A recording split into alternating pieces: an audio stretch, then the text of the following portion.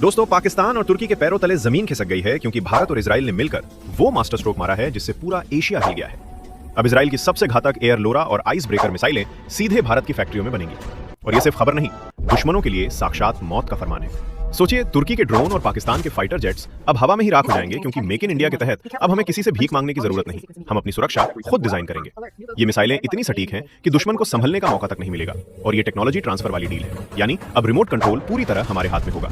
आज दुनिया देख रही है कि कैसे भारत एक डिफेंस सुपर पावर बनकर उभर रहा है, जो न झुकता है और न रुकता है, बल्कि अब अपनी शर्तों पर राज करता है। अगर आपको भी भारतीय सेना की इस बढ़ती ताकत और स्वदेशी वॉरफेयर पर गर्व है, तो कमेंट में जय हिंद लिखकर अभी सब्सक्राइब वाला बटन दबाएं और इस तूफान का हिस्सा बने। दोस्तों, पाकिस्तान और तुर्की के पैरों तले जमीन खिसक गई है क्योंकि भारत और इजराइल ने मिलकर वो मास्टर स्ट्रोक मारा है जिससे पूरा एशिया हिल गया है।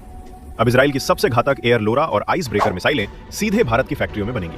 और ये सिर्फ खबर नहीं, दुश्मनों के लिए साक्षात मौत का फरमान है। सोचिए, तुर्की के ड्रोन और पाकिस्तान के फाइटर जेट्स अब हवा में ही राख हो जाएंगे क्योंकि मेक इन इंडिया के तहत अब हमें किसी से भीख मांगने की जरूरत नहीं, हम अपनी सुरक्षा खुद डिजाइन करेंगे। ये मिसाइलें इतनी सटीक हैं कि दुश्मन को संभलने का मौका तक नहीं मिलेगा। और ये टेक्नोलॉजी ट्रांसफर वाली डील है, यानी अब रिमोट कंट्रोल पूरी तरह हमारे हाथ में होगा। आज दुनिया देख रही है कि कैसे भारत एक डिफेंस सुपर पावर बनकर उभर रहा है, जो न झुकता है और न रुकता है, बल्कि अब अपनी शर्तों पर राज करता है। अगर आपको भी भारतीय सेना की इस बढ़ती ताकत और स्वदेशी वॉरफेयर पर गर्व है, तो कमेंट में जय हिंद लिखकर अभी सब्सक्राइब वाला बटन दबाएं और इस तूफान का हिस्सा बने।